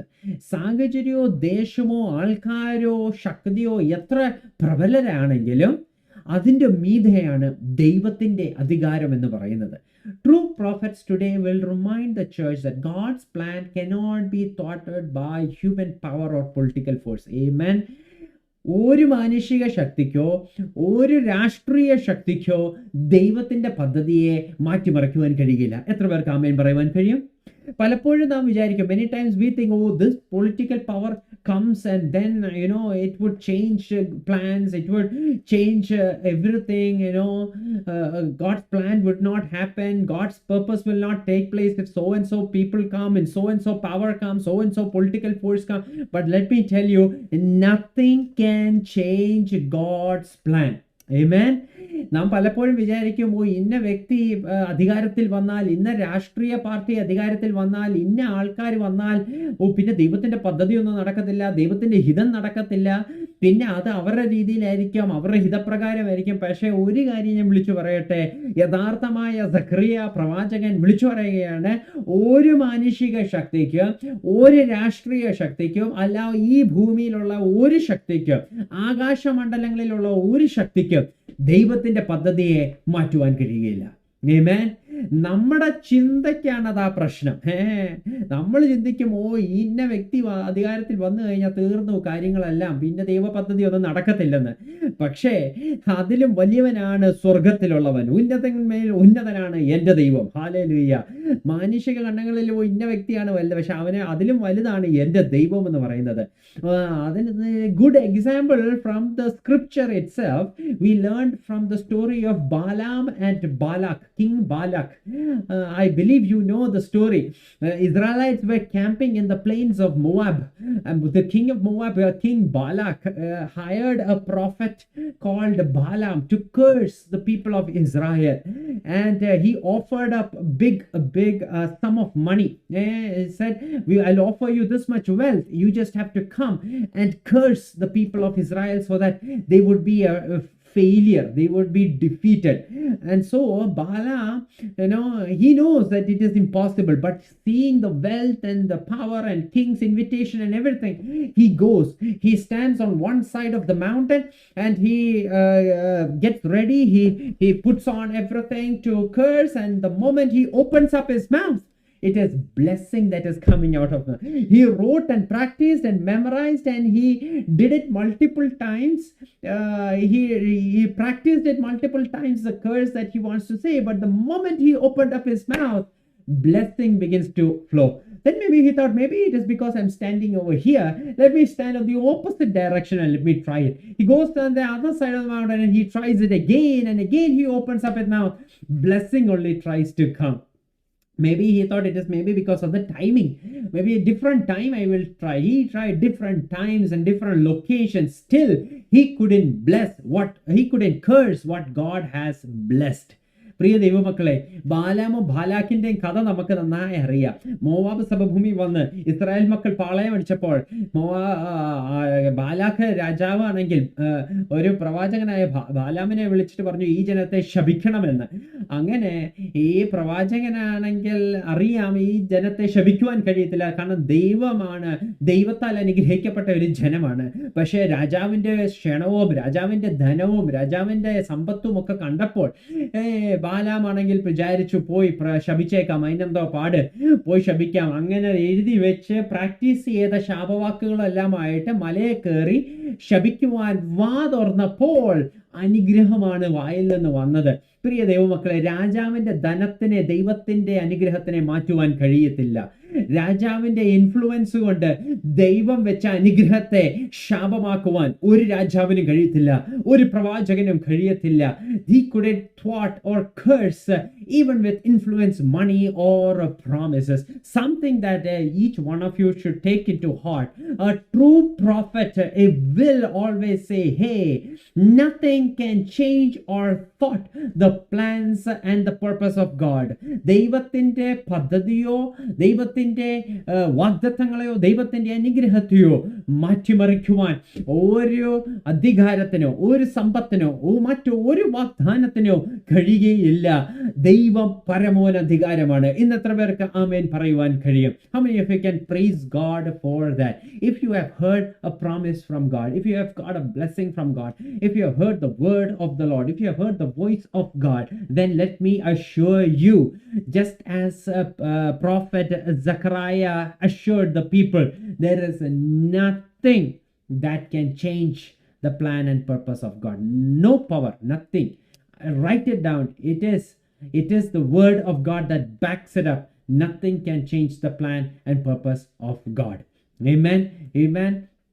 ആൾക്കാർ വളരെ വളരെ രീതിയിൽ വന്നേക്കാം, പക്ഷേ അതിലും മീതെ ഒരു സർവശക്തനായ ഒരു ദൈവമുണ്ട്. Problem is now, the problem for us, we are learning this in detail, right? Now the problem with us is that many a times we don't want God's plan in our life. അതാണ് അതിൻ്റെ ശരിക്കുമുള്ള സത്യം എന്ന് പറയുന്നത്. We don't want God's will, even though we pray, let your will be done, but we don't want God's will in our life. because we don't know when God's plan is going to happen. We already have made our own plans and we know how and when to execute our plans, but we are not sure of God's plan and when will God's plan be executed. So many a times we prophets tune their prophecies based on our intentions. ശ്രദ്ധിച്ചേ, ദൈവത്തിൻ്റെ പദ്ധതിക്ക് ആർക്കും മാറ്റുവാൻ കഴിയത്തില്ല. പക്ഷേ പ്രശ്നം നമുക്കാണ്, മറ്റാര് അല്ല, നമ്മൾ തന്നെ ആ പ്രശ്നം. എങ്ങനെ പ്രശ്നം എന്ന് വെച്ചാൽ, പലപ്പോഴും നമുക്ക് ദൈവത്തിൻ്റെ ഹിതം നടക്കുവാൻ വലിയ ആഗ്രഹമൊന്നും നമുക്കില്ല. നമ്മൾ പ്രാർത്ഥിക്കുമ്പോൾ അങ്ങനെ പ്രാർത്ഥിച്ചു വിടും, ഓക്കെ ദൈവമേ അങ്ങയുടെ ഹിതം പോലെ നടക്കണമേ, അങ്ങയുടെ വ്യക്തമായ പ്ലാനും പദ്ധതിയും പ്രകാരം നടക്കണമേ എന്നൊക്കെ നമ്മൾ പ്രാർത്ഥിക്കും. പക്ഷെ യഥാർത്ഥത്തിൽ നമുക്ക് ദൈവത്തിൻ്റെ പദ്ധതിക്കോട് അത്ര വലിയ യോജിപ്പില്ല. ഈ കാരണം എന്തെന്ന് വെച്ചാൽ, ദൈവത്തിൻ്റെ പദ്ധതി എപ്പോഴാണ് സംഭവിക്കുന്നതെന്ന് നമുക്കറിയില്ല. രണ്ടാമത്, നാം നമ്മുടെ പദ്ധതി നന്നായി രൂപരേഖ ചെയ്തു വെച്ചിട്ടുണ്ട്. അത് എങ്ങനെ എപ്പോൾ അത് പുറത്തു കൊണ്ടുവരണം എന്നും നമുക്കറിയാം. പക്ഷെ ദൈവത്തിൻ്റെ പദ്ധതി എപ്പോൾ സംഭവിക്കും, എങ്ങനെ നടക്കുമെന്ന് നമുക്ക് ഒരു ഊഹവുമില്ല. അതുകൊണ്ട് ഇന്നത്തെ പ്രവാചകന്മാർ നമ്മുടെ ആഗ്രഹപ്രകാരം അവരുടെ പ്രവചനവും അതിനനുസരിച്ച് ട്യൂൺ ചെയ്ത് വെച്ചിരിക്കുകയാണ്. നമ്മുടെ ആഗ്രഹം എന്താ, അതിനനുസരിച്ച് ട്യൂൺ ചെയ്ത് വെച്ചിരിക്കുക. അവർ വരുമ്പോൾ തന്നെ ഇപ്രകാരം ചോദിക്കും, പിള്ളേരൊക്കെ എവിടെയാണ്, പിള്ളേരെവിടെ എന്ത് ചെയ്യുന്നു, അച്ചായൻ എന്ത് ചെയ്യുന്നു, അമ്മാമ്മ എന്ത് ചെയ്യുന്നു, അങ്ങനെ എല്ലാവരും എന്ത് ചെയ്യുന്നു എന്നൊക്കെ അറിഞ്ഞതിന് ശേഷം കാലാവസ്ഥയും സാഹചര്യങ്ങളൊക്കെ മനസ്സിലാക്കിയ ശേഷം എന്നിട്ട് പ്രവചനം അതിനനുസരിച്ച് ട്യൂൺ ചെയ്യുവാൻ ഇടയാകും. അപ്പോൾ അവിടെ നമ്മുടെ ആഗ്രഹങ്ങളൊക്കെ നമുക്കിങ്ങനെ കേട്ടുകൊണ്ട് ഇങ്ങനെ ഇരിക്കുവാൻ കഴിയും. Many times prophets these days, they tune their prophecy based on our intentions. Because then the moment they come, they ask, okay, where are the kids? What do they do? What the child is doing? What the mama is doing? And they get all the details, all the understanding, and then understanding the weather, the circumstance and everything, they prophesy based on that. And we are happy to hear. There are some prophets like this in the Bible also. In the Old Testament, 1 Kings chapter 22 and verse 7 and 8, King Ahab asked Jehoshaphat to join with him to go and have a war. And that time, all the prophets of Ahab, they are false prophets. And they have tuned their prophecy to soothe King Ahab. And they all say, Ahab, you go, you will be victorious, you would conquer, you would do this and that, and your name will be great and that and this. Because they have known what is going to happen and everything. But in the midst of that, Jehoshaphat is asking, hey, aren't there the true prophet of God? Aren't there a true prophet of God in our midst that can give the voice of the Lord? But then King Ahab is saying, oh, there is one prophet, but whom we can inquire of the Lord, but I hate him because he never prophesies anything good about me, but always bad. He is Micaiah, son of Imla. So 1 രാജാക്കന്മാരുടെ പുസ്തകം 22-ാം അധ്യായം 7-8 നമ്മൾ ഇതുപോലത്തെ ഒരു പ്രവാചകന്മാരെ കാണുന്നുണ്ട്. യഹോഷഫാത്തിനെ ആഹാബ് വിളിച്ചുകൊണ്ട് പോയേക്കോ യുദ്ധത്തിന് വേണ്ടി. പക്ഷെ യുദ്ധത്തിന് പോകുന്നതിന് മുമ്പേ പ്രവാചകന്മാരോട് ചോദിക്കണമല്ലോ. അപ്പോൾ പ്രവാചകന്മാരെല്ലാം കാര്യവും കാലാവസ്ഥയും എല്ലാം അറിഞ്ഞിട്ട് നിന്ന് പ്രവചിക്കുവാണോ, ആഹാബ് ചെല്ല്, വിജയത്തോടെ വാ, വിജയലാളിതനായി വാ, എല്ലാം നന്നായി നടക്കും, എല്ലാം വളരെ ഗ്രേറ്റ് ആയിരിക്കും എന്ന് പ്രവചിക്കുക. പക്ഷെ അവിടെ നടുന്നുകൊണ്ട് യഹോഷഫാത്ത് ചോദിക്കുകയാണ്, ഇവിടെ ദൈവത്തിൻ്റെ ഒരു യഹോവയുടെ ഒരു പ്രവാചകനെ നമുക്ക് കൈ കിട്ടാനുണ്ടോ? അതെ, ഇവിടെ പ്രവാചകന്മാരെല്ലാം ഉണ്ട്, പക്ഷെ ദൈവത്തിൻ്റെ ഒരു പ്രവാചകനെ കിട്ടുമോ? അപ്പോൾ പറയാണ്, അങ്ങനെ ഒരു പ്രവാചകൻ ഉണ്ട്, പക്ഷെ എനിക്ക് അവനെ ഇഷ്ടമല്ല. കാരണം എന്തെന്ന് വെച്ചാൽ എപ്പോൾ ചോദിച്ചാലും നെഗറ്റീവേ പറയും, എന്നെക്കുറിച്ച് മോശമായതേ പ്രവചിക്കത്തുള്ളൂ. മിഖായ, ഇമ്ലയുടെ മകനായ മിഖായ എന്നാണ് പേര്. പ്രിയ ദൈവമക്കളെ കേൾക്കുക, സാഹചര്യവും സന്ദർഭവും കാലാവസ്ഥയും ഒക്കെ അറിഞ്ഞിട്ട് പ്രവചിക്കുന്ന പ്രവാചകനല്ല. സക്രിയാവിനെ പോലെ യഥാർത്ഥമായ പ്രവാചകൻ എന്ന് പറയുകയാണ്, സാഹചര്യവും കാലാവസ്ഥയും എന്ത് തന്നെയാണെങ്കിലും ദൈവത്തിൻ്റെ പദ്ധതി എന്താണോ അത് വിളിച്ചു പറയുക. രണ്ടാമതായി, ദൈവത്തിൻ്റെ പദ്ധതിയെ മാറ്റുവാൻ മറ്റൊരു സാഹചര്യത്തിനും കാലാവസ്ഥയ്ക്കും കഴിയുകയില്ല, മറ്റൊരു ദേശത്തിനും മറ്റൊന്നിനും കഴിയുകയില്ല. That is a true prophet of the Lord. That is the third pattern that we find from Zechariah. The fourth pattern is a messianic prophecies and the coming kingdom. Messianic prophecy and coming kingdom. Two verses that you find, Zechariah chapter 9 and verse 9 speaks about the humble king that comes riding on a donkey and on a colt. We are very familiar with this verse, and Zechariah 14 and verse 9, we see the Lord will be king over the whole earth. On that day there will be one Lord, and his name the only name.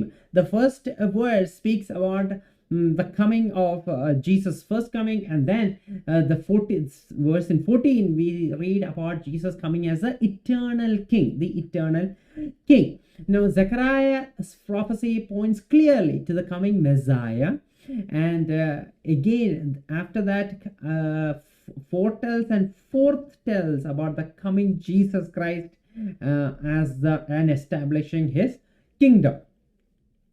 ശ്രദ്ധിച്ചേ, നാലാമത്തെ pattern യഥാർത്ഥമായ പ്രവാചകൻ അല്ലെങ്കിൽ സഖറിയ പ്രവാചകന്റെ നാലാമത്തെ ഒരു pattern നാം കാണുന്നത് ഒരു മെസ്സയാനിക് പ്രൊഫസിയാണ്. മശീഹയെ കുറിച്ച് ഉള്ള പ്രവചനമാണ്, വരുവാനുള്ള ദൈവരാജ്യത്തെക്കുറിച്ചുള്ള ഒരു പ്രവചനമാണ്.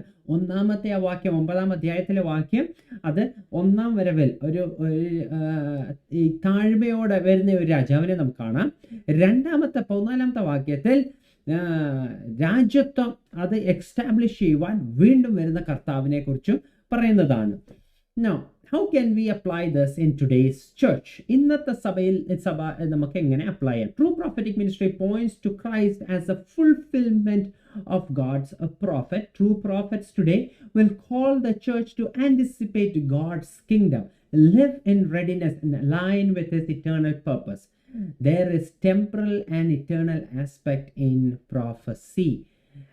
Listen carefully. True prophet, yes, they will prophesy about all the present things of your life, but at the same time, when they prophesy about the present things, they would also point towards the eternal fulfillment as well. They would prophesy about the present things, but they would also encourage and prophesy to live and be ready for God's kingdom. That is why it's mentioned there's a temporal and eternal aspect in prophecy. Matter of fact, not just in prophecy, but in preaching, but in meditation, in every area of a Christian life, there is both of these aspects. ശ്രദ്ധിച്ചേ, യഥാർത്ഥമായ ഒരു പ്രവാചകൻ എപ്പോഴും ഇന്നത്തെ താൽക്കാലികമായ കാര്യങ്ങൾ പ്രവചിക്കുമ്പോൾ തന്നെ, ഇന്നത്തെ സമകാലീന കാര്യങ്ങൾ പ്രവചിക്കുമ്പോൾ തന്നെ ഭാവിയിൽ ക്രിസ്തുവിൽ കൂടിയുള്ള നിവൃത്തിയിലും അത് ചൂണ്ടിക്കാണിക്കുവാനിടയാകും. അല്ലെ മറ്റൊരു രീതിയിൽ പറഞ്ഞാൽ, താൽക്കാലികമായ കാര്യങ്ങൾ പ്രവചിക്കുമ്പോൾ തന്നെ അതിൻ്റെ നമ്മളെ നിത്യതയ്ക്ക് വേണ്ടി ഒരുക്കുകയും ചെയ്യും യഥാർത്ഥമായ പ്രവാചകൻ. അതുകൊണ്ടാണ് ഒരു പ്രവചനത്തിൽ അല്ല, ഒരു ശുശ്രൂഷയിൽ അല്ലെങ്കിൽ ഒരു പ്രസംഗത്തിൽ എപ്പോഴും ഇപ്പോഴത്തെ ആ കാര്യങ്ങളുമുണ്ട്, അതിനോടൊപ്പം തന്നെ നിത്യതയെക്കുറിച്ചും അത് പറഞ്ഞ് അവസാനിപ്പിക്കുകയും ചെയ്യും. The thing is, most of today's prophecies are just temporal. Most of the prophecies you look, it is more temporal. When will I get my visa? When will I get an admission for medicine? Will I ever get married? When will I get married? All these prophecies for today or current is good, but this is all just first aspect. This is all just temporal aspect. But it should also point towards Christ and eternity. Most people just want to hear the first part, but they are least bothered whether it will lead to the second or not, or to eternity or not. പലപ്പോഴും നമുക്ക് ഈ താൽക്കാലികമായതാണ് വളരെ ഇഷ്ടം. Visa കിട്ടുമോ ഇല്ലയോ, medicine seat കിട്ടുമോ, എപ്പം വിവാഹം നടക്കും, കുഞ്ഞുങ്ങൾ വിദേശത്ത് പോവോ ഇല്ലയോ, ഇതെല്ലാമാണ് നമുക്ക് അറിയേണ്ടത്. പ്രവാചകൻ വരുമ്പോൾ തന്നെ പ്രവാചകൻ്റെ ഇരുത്ത് നമ്മൾ പ്രാർത്ഥിക്കുന്ന വിഷയങ്ങളൊക്കെ ഇതൊക്കെയാണ് നമുക്ക് അറിയേണ്ടത്. നാളെ എന്ത് ചെയ്യണം, അത് ചെയ്യണം, ഇത് ചെയ്യണം, ഇതൊക്കെ ശരി, ഓക്കെ, ഇതൊക്കെ നല്ലതാ. പക്ഷേ അതെല്ലാം ആദ്യത്തെ ഭാഗം മാത്രമേ ആകുന്നുള്ളൂ. രണ്ടാമത്തെ ഭാഗം നിത്യതയുമായിട്ട് ഇതെങ്ങനെയാണ്, നിത്യതയാണ് നമ്മുടെ ലക്ഷ്യം. ഒരു ദൈവ പൈതലിന് ആത്യന്തികമായ നിത്യതയാണ് ഏറ്റവും പരമപ്രധാനം. ഇവിടെ ഉള്ളതൊക്കെ നശ്വരമാണ്, ടെമ്പറലാണ്. Eternity is more important. അതിലേക്ക് എങ്ങനെയാണ് വിരൽ ചൂണ്ടുന്നത്? യഥാർത്ഥമായി നമുക്ക് ആദ്യത്തെ ഭാഗം മതി. നിത്യത എത്തിയോ ഇല്ലയോ, പോകുമോ വരുമോ, അതൊന്നും നമുക്കൊരു വിഷയമല്ല. ഇവിടുത്തെ കാര്യങ്ങൾ എങ്ങനെയാണ് നടക്കുന്നത്, അതാണ് നമുക്ക് അറിയേണ്ടത്. Many times today's prophecies are more of foretelling than forthtelling. Mostly foretelling, that is just a prediction, just a prediction. നാളെ ഇത് നടക്കും, നാളെ ഇതാ ഇന്നത്തെ അതാ, ഇതൊക്കെ foretelling is more happening. There is no foretelling that is happening. There is proclamation or prescriptive that edifies and exhorts and comforts us and prepares us for eternity. ഇന്ന് പലപ്പോഴുമുള്ള പ്രവചനമെല്ലാം foretelling ആണ്, പല പ്രഡിക്ഷനുകളാണ് നടക്കുന്നത്. പക്ഷേ യഥാർത്ഥമായ പ്രവാചകൻ ഫോർത്ത് ടെല്ലിംഗ് ആയിരിക്കും. അതിൻ്റെ അർത്ഥം പ്രവചനത്തിൽ കൂടി നമ്മളെ ശുദ്ധീകരിക്കുവാൻ ഇടയാകും, പ്രവചനത്തിൽ കൂടി നമ്മളെ ഉപദേശിക്കുവാൻ ഇടയാകും, പ്രവചനത്തിൽ കൂടി നമ്മളെ പ്രബോധിപ്പിക്കുവാൻ ഇടയാകും, പ്രബോധനത്തിൽ കൂടി നമ്മളെ നിത്യതയ്ക്ക് വേണ്ടി ഒരുക്കുവാൻ ഇടയാകും, ആ പ്രവചനത്തിൽ കൂടി നമ്മുടെ ഉള്ളിൽ ഒരു ആശ്വാസവും പകരുവാൻ ഇടയാകും. അതാകുന്നു യഥാർത്ഥമായ പ്രവചനവും എന്ന് പറയുന്നത്. Now, the fifth and final pattern that we see is God's justice and protection for his people. Zechariah chapter 8 and verse 16 to 17 and 2 verses 8, we read both of these verses that speaks about God's justice and righteousness, and the second verse we read about God's protection. Zechariah emphasizes that true repentance and obedience involves justice, truthfulness, and righteousness to others. God protects his people and regards them as precious promise to act on their behalf against enemies. യഥാർത്ഥമായ പ്രവാചകൻ ഈ രണ്ട് വാക്യങ്ങളിൽ നമുക്ക് കാണുവാൻ കഴിയും. അഞ്ചാമത്തെ pattern ആണ് ദൈവിക ന്യായവും ദൈവജനത്തിനു വേണ്ടിയുള്ള സംരക്ഷണവും. അതിനെക്കുറിച്ച് യഥാർത്ഥമായ പ്രവാചകൻ പ്രവചിക്കുവാൻ ഇടയാകും. How can we apply this in today's church? True prophet reminds the church that God values justice, righteousness, and protection for his covenant people. True prophetic ministry calls for both ethical living and trust in God's care and sovereignty. As I said before, both are important. Not just repentance, but your repentance should lead to an ethical and moral lifestyle as well.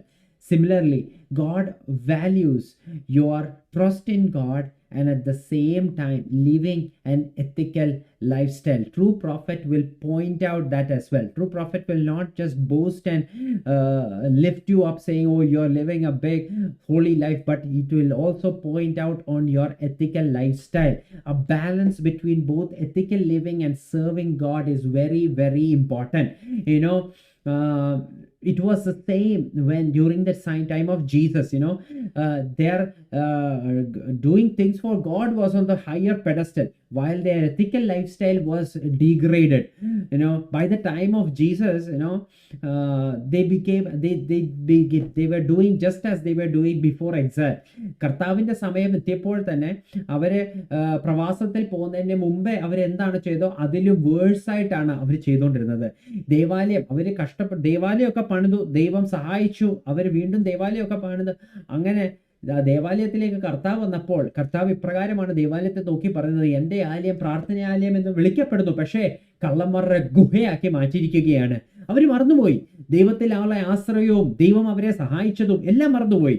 അവര് ആ ദേവാലയത്തിനകത്ത് അവരൊരു കള്ളന്മാരുടെ ഗുഹയാക്കി അവർ മാറ്റിയിരിക്കുകയാണ്. ദൈവത്തോടുള്ള അനുസരണം വലിയ rituals ഒക്കെ നടക്കുന്നുണ്ട്, പക്ഷേ അതിനകത്ത് എല്ലാം morality എല്ലാം നഷ്ടപ്പെട്ടു, ethical living എല്ലാം നഷ്ടപ്പെട്ടിരിക്കുകയാണ്. They gave high pedestal for rituals over in the temple, but at the same time they have lost morality. They have made the temple of God a den of robbers during the time of Jesus. It doesn't work if you live however and you expect God to deal with it. എങ്ങനെയെങ്കിലും ജീവിച്ചാൽ മതി, ദൈവം ബാക്കി ചെയ്തോളൂ എന്ന് വിചാരിച്ചാൽ കാര്യം നടക്കുകയില്ല. A true prophet will set things right before showering a whole lot of blessings. ഒരു കൊട്ടക്കണക്കിന് അനുഗ്രഹം പറയുന്നതിന് മുമ്പേ എവിടാണോ ക്രമീകരിക്കേണ്ടത് അത് ചൂണ്ടിക്കാണിക്കുന്നതാണ് യഥാർത്ഥ പ്രവാചകൻ. True prophet will point out where you need to set right, where you need to tighten up your screws, where you need to set the order in your family or in your personal life, your ethical life, your moral life, before saying the whole lot of blessings left and right, making you the head and not the tail and all those things. എവിടാണോ നാം ക്രമീകരിക്കപ്പെടേണ്ടത്, ഏത് ധാർമ്മികതയാണോ നമുക്ക് ധാർമ്മികതയിലാണോ നമ്മൾ വീണു പോയത്, ഏത് ജീവിതത്തിലാണോ നമ്മൾക്ക് പാളിച്ച വന്നത്, അതെല്ലാം ചൂണ്ടിക്കാണിച്ച് യഥാർത്ഥമായി നമ്മളെ ട്യൂൺ ചെയ്തതിന് ശേഷം മാത്രമേ അനുഗ്രഹങ്ങളെക്കുറിച്ച് പ്രവചിക്കുവാൻ തുടങ്ങത്തുള്ളൂ. Amen. If you do this, then the blessings of God. That's why even when God was blessing Israel, said, "Hey, I'm setting before you two ways: way to your blessings and way to your destruction. You can choose." That is what a true prophet also will do. അല്ലാതെ വാലല്ല തലയാക്കും, അതാക്കും, ഇതാക്കും എന്നൊക്കെ പറഞ്ഞു വിടുക മാത്രമല്ല, പക്ഷെ യഥാർത്ഥമായ പ്രവാചകന്മാർ ശ്രദ്ധിക്കണമേ, അവർ കുറവുകൾ എവിടാണോ അതിനെ പരിഹരിക്കുവാൻ പറയും. എവിടേക്കാണോ പാളിച്ചകൾ വന്നിട്ടുള്ളത്, പോരായ്മകൾ എവിടാണോ അത് ചൂണ്ടിക്കാണിക്കാൻ കഴിയും. കാരണം മറ്റ് അനുഗ്രഹങ്ങളൊക്കെ വരുമെന്ന് പറഞ്ഞിട്ട് അവർ പോക്കറ്റിൽ പൈസയുമായിട്ട് അവർ പോകും. പക്ഷേ നിങ്ങൾ 10 വർഷമോ 20 വർഷമോ കാത്തിരുന്നാലും അനുഗ്രഹം വരത്തില്ല. പക്ഷേ യഥാർത്ഥമായ പ്രവാചകൻ വന്ന് കുറവുകളെ ചൂണ്ടിക്കാണിക്കും. പക്ഷേ പോക്കറ്റൊന്നും അറിയത്തില്ലായിരിക്കും. പക്ഷേ ആ കേട്ട വ്യക്തി കുറവുകളെ നിരത്തുവാൻ തയ്യാറാണെങ്കിൽ തീർച്ചയായിട്ടും ദൈവത്തിന്റെ അനുഗ്രഹങ്ങൾ പ്രാപിക്കുവാനും ഇടയാകും. That is why Zechariah initially calls for repentance, restoration of spiritual matter, and then the restoration of the temple. It's very important. Repentance, the restoration of your spiritual matter and your ethical life, and then restoration of the temple. Then once that is done, then God promises his promises and protections for the people. Friends, these are the 5 patterns that we can learn from Zechariah's ministry. Number 1, call to repentance and spiritual renewal. You need to have repentance and spiritual renewal, which will lead to your change in your moral compass. Second, encouragement to God's work and leadership. Whether it may be a little work, God honors your small work, and God would surely honor every small and unseen and selfless act that you do to the Lord. Third, visions of God's sovereignty and cosmic control. No matter what the circumstances or nations say, yet God's purpose will be fulfilled. Fourth, messianic prophecy and coming kingdom. God's prophecies true prophet will always point you to eternity, not to anything of this world. Because everything of this world is just a bubble that glitters, but that will pop up very soon, but will point to an eternal kingdom. Fifth, true prophet will point out to God's justice and protection for his people if they are willing to have a true repentance and restoration in their moral life. പ്രിയ മക്കളെ, അഞ്ച് patterns ആണ് സഖറിയ യഥാർത്ഥ പ്രവാചകനിൽ ഉണ്ടാകേണ്ടത് കാണിച്ചിരിക്കുകയാണ്. ഒന്നാമത് ആത്മീകമായും ധാർമ്മികമായ ഒരു മാനസാന്തരം, അതാണ് യഥാർത്ഥ പ്രവാചകൻ ചൂണ്ടിക്കാണിക്കുന്നത്. രണ്ടാമത്തെ ചൂണ്ടിക്കാണിക്കുന്നത് ചെറിയ ആരംഭത്തെ മാനിക്കുന്ന ഒരു ദൈവമുണ്ട്. ചെറിയ കാര്യങ്ങൾ, അല്പമായ കാര്യങ്ങൾ, ആരും കാണാത്ത കാര്യങ്ങൾ ചെയ്യുമ്പോൾ മാനിക്കുന്ന ഒരു ദൈവമുണ്ട്. അവർക്ക് വേണ്ടി നിൽക്കുന്ന ഒരു ദൈവമുണ്ട്. മൂന്നാമതായി ദൈവത്തിന്റെ പരമോന്നധികാരത്തെക്കുറിച്ച് ആരെല്ലാം എതിർത്താലും ദൈവത്തിന്റെ പരമോന്നധികാരം സംഭവിക്കും. നാലാമതായി ഈ ലോകത്തെ താൽക്കാലികമായ വെള്ളത്തെ പോലെ മിന്നി മിളങ്ങുന്ന കൊവളകളെ കാണിച്ചല്ല തൃപ്തിപ്പെടുത്തുന്നത്. നിത്യതയിൽ നമുക്ക് വേണ്ടി വെച്ചിരിക്കുന്ന ധനത്തെയോ ചൂണ്ടിക്കാണിക്കുന്നതാണ് യഥാർത്ഥമായ പ്രവാചകന്മാർ. അഞ്ചാമത്തതായി ദൈവത്തിന്റെ നീതിയും ന്യായവും ഒരു യഥാർത്ഥമായ മാനസാന്തരവും ധാർമ്മികതയും ഉള്ള വ്യക്തിക്ക് തീർച്ചയായിട്ടും ഉണ്ട് എന്ന് കാണിച്ചു തരികയാണ്. ഇന്നത്തെ ക്ലാസ് എത്ര പേർക്ക് ഒരു അനുഗ്രഹമായി തീർന്നിട്ടുണ്ട്? How many of you are blessed with these 5 patterns from the book or from the prophetic life of Zechariah? Can you just praise God? Maybe the world might have marginalized you. Maybe you might have been thinking of the great nations of people, and by thinking, oh, God might not be sovereign that. Or maybe there are people on this line might be thinking about the small and very silly steps that you have made for the kingdom of God. But there is a God who points out to that and says, hey, I will honor the small beginnings and I will bring it to pass. Or there might be people who may be thinking, hey, how would I know that all these things will happen? Hey, if you have repentance in your heart and if your moral compass is tuned with godly repentance, surely God would show his protection for each one of you. That is the greatest lessons, patterns that we can learn from the prophet of Zechariah. And in this evening or early morning or midnight time that you're seated in the presence of God, think about these things, ponder on these things, because for sure for those who have a true repentance, not on outward rituals, not on outward show-offs, not on any outward things that you want to show off for others, but യഥാർത്ഥമായി ഹൃദയത്തിൽ ആന്തരികമായ ഒരു മാനസാന്തരവും ആ മാനസാന്തരത്തിൽ കൂടി നമ്മുടെ ജീവിത ചര്യയ്ക്ക് ഓരോ വ്യത്യാസങ്ങളും നാം വരുത്തുമ്പോൾ അവർക്ക് വേണ്ടി നിൽക്കുകയും അവരെ മാനിക്കുന്ന ഒരു ദൈവമുണ്ടെന്ന് കാണിച്ചു തരുന്നതാണ് ഒരു യഥാർത്ഥമായ പ്രവാചകൻ. ആമേൻ. നിങ്ങൾക്ക് ഇത് അനുഗ്രഹമാണെങ്കിൽ share it with others. Let them also be blessed. പലപ്പോഴും ആൾക്കാര് പുറമേയുള്ള കാര്യങ്ങൾ ചൂണ്ടിക്കാണിച്ച് ആ പല പ്രവാചകന്മാരിലും കവിളിക്കപ്പെട്ടു പോകുന്നുണ്ട്. സാമ്പത്തിക നേട്ടങ്ങൾ ഉണ്ടാക്കുന്ന പ്രവാചകന്മാരുണ്ട്, സാമ്പത്തിക കാര്യങ്ങൾ മാത്രം പ്രവചിക്കുന്ന പ്രവാചകന്മാരുണ്ട്, അനുഗ്രഹങ്ങൾ മാത്രം പ്രവചിക്കുന്ന പ്രവാചകന്മാരുണ്ട്. അനുഗ്രഹമില്ലെന്നല്ല, സാമ്പത്തിക നേട്ടമില്ലെന്നല്ല പറയുന്നത്, പക്ഷേ അത് നിങ്ങളെ നിത്യതയ്ക്ക് വേണ്ടി ഒരുക്കുന്നുണ്ടോ? നിത്യതയിൽ നിങ്ങളെ അത് എത്തിച്ചു തീർക്കുമോ? അതോ ഈ ലോകത്തിലെ ഒറ്റവട്ടമുള്ള 80-100 വയസ്സിൽ മാത്രം തീരുന്നതാണോ ആ പ്രവചനങ്ങൾ? ഇതൊക്കെ മനസ്സിലാക്കുവാൻ ഇന്നത്തെ ക്ലാസ് നിങ്ങൾക്ക് അനുഗ്രഹമാണെങ്കിൽ ഒന്ന് ഷെയർ ചെയ്യുക. ആരും ചതിക്കുഴിയിൽ വീഴാതെ വേണം, ആരും വഞ്ചകന്മാരുടെ കയ്യിൽ വീഴാതെ വേണം, ഒരുപാട് ആടിന്റെ വേഷമിട്ട ചെന്നായ്ക്കളുടെ കൈകളൊന്നും വീഴാതെ വേണം. ഇന്നത്തെ ഈ ക്ലാസ് നിങ്ങൾക്ക് അനുഗ്രഹവും ഒരു കാഴ്ചപ്പാടുമാണെങ്കിൽ അവർക്കും ഷെയർ ചെയ്യുക.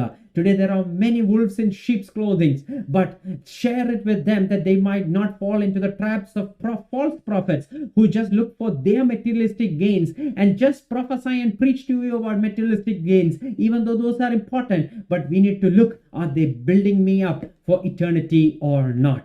Amen. Can we just submit ourselves into the hands of God? Very, very, very much relevant in these days. And God is looking for true prophets, true ministers, true leaders today. And He's looking, hey, are you willing to be faithful in the little things? Because there is a God who will honor you. Thank you so much for joining today. And thank you so much for listening to this entire class. Share it with us if it has been a blessing for you. Thanks for all the individual students, first-time attendees, Harvest TV, church leaders for joining and tuning in. God richly, richly bless each and every one of you. We will see you again next week with another prophet. And until then, take care. We're praying for you. And bye-bye. God bless you.